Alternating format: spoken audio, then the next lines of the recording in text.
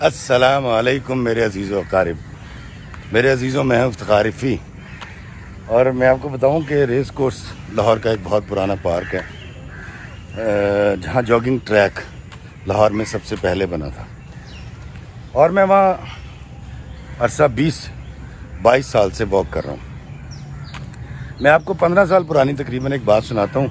میں جب وہاں واک کیا کرتا تھا، سٹارٹ کی تھی، تو وہاں ایک کوئی 90 سال کے ایک سفید رنگ کے بوڑھے، ان کے سفید بال تھے اور کلین شیف تھے وہ، اور ایک اپنے وہ سوٹ پہن کے آتے تھے 2 پیس 3 پیس، اور اسی رنگ کی انہوں نے کیپ پہنی ہوتی تھی، اور ان کے ساتھ ایک بڑی خوبصورت ایک بڑھیا تھیں جو ان کی بیگم صاحبہ تھیں، اور وہ سٹک پکڑ کے واک کیا کرتے تھے بڑے آہستہ آہستہ، اور وہ جب بھی میرے پاس سے گزرتے یا کسی کے پاس سے گزرتے تو بڑی پاٹدار آواز میں کہتے تھے السلام علیکم، تو ہم سارے جواب دیا کرتے تھے وعلیکم السلام۔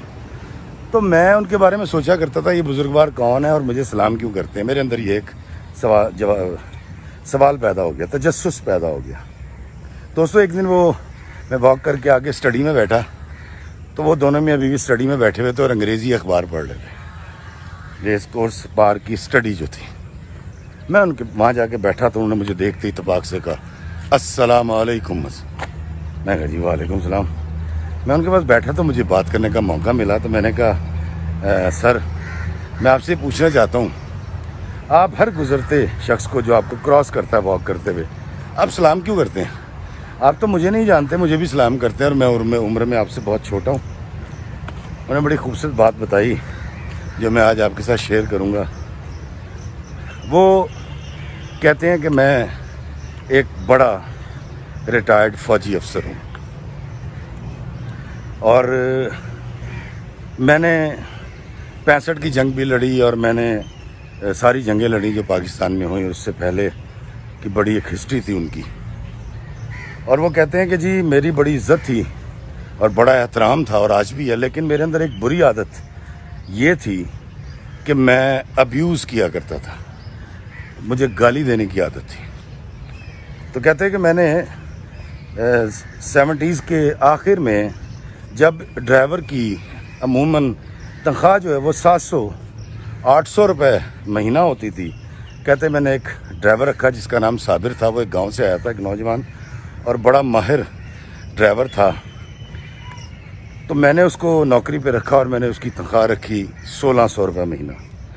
اچھا، صرف 1600 روپے مہینہ تنخواہ نہیں تھی، بلکہ صابر کو اور اس کی بیوی بچوں کو انیکسی میں انہوں نے رہنے کے لیے جگہ بھی دے دی، اور 2 ٹائم کا کھانا بھی کوٹھی سے ہی جاتا تھا ان کی۔ تو وہ کہتے ہیں کہ جی میں نے صابر کے ساتھ بھی وہی رویہ رکھا جو میں لوگوں کے ساتھ رکھتا تھا۔ صابر میرے پاس کو 5 سال رہا، بڑا اچھا تھا، نظر جھکا کے رہتا تھا، اور مطلب کوئی سیکرٹ آؤٹ نہیں کرتا تھا، کیونکہ سیکریسی بھی ہوتی ہے انسان کی۔ لیکن میں کچھ عرصے سے دیکھ رہا تھا اس کی کچھ نظریں بدلی ہوئی تھیں۔ تو ایک دن ایک بڑا سرکاری تقریب تھی جہاں سے میں بڑی تعریفیں بٹور کے جب گھر واپس لوٹا ہوں، رات کا وقت تھا، دیر ہو چکی تھی، تو اس نے گاڑی جب ریورس کی تو وہ گملے سے ٹکرا گئی اور گملہ ٹوٹ گیا۔ کہتے مجھے بڑا شدید غصہ چڑھا، اور میں نے اس کو غصے کے عالم میں بہت برا بھلا کہا، اور میں نے جو میرا انداز تھا میں نے اس کو ابیوز کیا۔ کہتے صابر نے 2 بار مجھے کہا صاحب جی گالی نہ دیں، خدا دا واسطہ گال نہ کڈو، لیکن میرا غصہ تیش عروج پہ تھا۔ میرا یہ جوانی کا بھی پیک ٹائم تھا، اور میرا یہ کریئر کا بھی پیک ٹائم تھا۔ تو کہتے جی میں نے اس کو برا بھلا کہا، اور اس نے میرے آگے چابی کی۔ انہوں نے کہا صاحب جی آپ دوسرے ڈرائیور کا بندوبست کر لیں، اور میں آپ کے ساتھ کام نہیں کر سکتا۔ کہتے میں نے سوچا کہ بکواس کر رہا ہے، اتنی آسائشیں، اتنی تنخواہ اس کو کہاں ملنے والی ہے، یہ تو اس دور کے 18ویں اسکیل کے افسر کی تنخواہ بھی نہیں تھی اتنی۔ تو کہتے میں نے اس کو کہا دفع ہو جاؤ، اور وہ چلا گیا۔ کہتے میں جا کے سو گیا، اور مجھے امید تھی کہ صبح ہوگی، یہ آئے گا اور آ کر مجھ سے سوری کرے گا اور معاملات ختم ہو جائیں گے، کیونکہ میں ہمیشہ گالی جو ہے وہ دل سے نہیں دیا کرتا تھا. میں تو بڑے مان تران سے گالی دیتا تھا اور مجھے بڑا یہ یقین تھا کہ میں جو گالی دیتا ہوں یہ میں بڑے اپنے لوگوں کو دیتا ہوں, اپنوں کو. تو کہتی صبح کو جب میں اٹھا اور میں نے کہا جی صابر کو بلاؤ, تو پتہ یہ چلا کہ صابر تو رات کو ہی کسی وقت ریڈی لایا تھا, سامان اس نے اس کے پر لادا اور چلا گیا. کہتے میں بڑا حیران تھا یہ کیسے ممکن ہے, اتنی بڑی تنخواہ اتنی آسائشیں چھوڑ کے وہ کیسے جا سکتا ہے. اس کو افسران سے تحفے بھی مل جایا کرتے تھے اور وہ جہاز میں بھی سفر کر لیا کرتا تھا میرے ساتھ کئی بار. کہتے میں نے پتہ کروایا تو مجھے کوئی مہینے بعد پتہ چلا وہ دھرم پورے کے پاس کسی جگہ پر رہتا ہے. کہتے میں اور میری بیگم صاحبہ ہم گاڑیاں بیٹھے وہاں پہنچے. صابر کی بیوی نے اتفاق سے استقبال کیا. تھوڑی دیر بعد صابر بھی آ گیا اور بڑا خوش ہوا اور اس نے ہمیں چارپائی پہ بٹھایا, چائے پلائی. تو میں نے اس سے کہا کہ تو نوکری کیوں چھوڑ کے آ گیا؟ اس نے کہا صاحب جی وہ بس جانے دیں. اس نے کہا نہیں مجھے بتاؤ تم نے نوکری کیوں چھوڑی ہے؟ انہوں نے کہا جی آپ گالی دیتے ہیں جو مجھ سے برداشت نہیں ہوتی. اس نے کہا بے وقوف تو نہیں ہو تم جانتے ہو کہ میں گالی کس کو دیتا ہوں؟ میں ہمیشہ گالی اس کو دیتا ہوں یا برا بلا اس کو کہتا ہوں جس کو میں اپنا سمجھتا ہوں.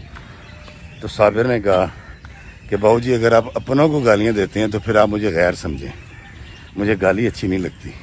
میرے پاس کچھ نہیں ہے لیکن میرے پاس میری عزت نفس ہے جو میں کسی کے ہاتھوں پامال نہیں کروا سکتا. کہتے میں بڑا حیران ہوا. میں نے کہا یہ پاگل آدمی ہے, اس کا دماغ سیدھا ہو جائے گا جب یہ بھوکا مرے گا. تو میں نے اس سے پوچھا نوکری کیا کرے؟ اس نے کہا بہو جی کوئی نوکری نہیں ملی ابھی تک, تو ابھی دیکھتے ہیں اللہ جس طرف لے جائے گا وہاں چلے جائیں گے. تو کہتے میں نے اس سے کہا کہ اچھا تم ایک کام کرو, تم واپس آؤ نوکری پہ, یہ سامان سارا باندھ کے کھا رہو اور میں تمہاری تنخواہ 2000 روپے مہینہ کر دیتا ہوں. اس نے کہا نہیں بہو جی میں 2000 روپے نہیں چاہیے. آپ مجھ سے یہ وعدہ کر لیں کہ آپ مجھے گالی نہیں دیں گے, ڈانٹیں گے نہیں, تو آپ مجھے نا 800 روپے مہینہ میری تنخواہ کر دیں لیکن مجھے میری عزت لوٹا دیں جو مجھے میرے اللہ نے اور سوسائٹی نے دے رکھی ہے.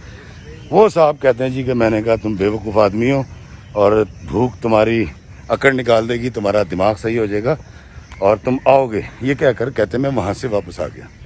کہتے جب 10-15 دن صابر نہیں لوٹا تو میں نے گاڑی نکالی اور میں وہاں پہنچا تو پتہ چلا کہ صابر تو 5-6 دن پہلے اپنا سامان کسی ٹرک پہ لاد کے نامعلوم منزل کی طرف جا چکا ہے.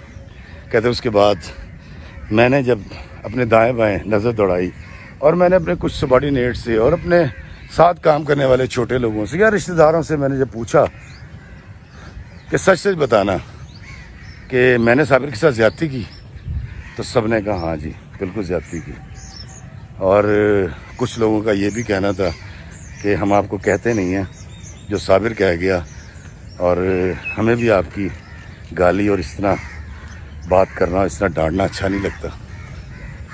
دوستو وہ بزرگوار ان کی آنکھوں میں گلیر تھی اور وہ کہتے ہیں کہ میں پچھلے 40 سال سے بلکہ 50 سال سے صابر کو ڈھونڈتا پھر رہا ہوں, اور میرے ارد گرد جتنے بھی صابر تھے جو میرے رشتہ داروں کی شکل میں تھے, سبارڈینیٹ تھے, ہمسائے تھے یا راہگیر تھے, میں تمام کی عزت نفس کا بہت خیال کرتا ہوں.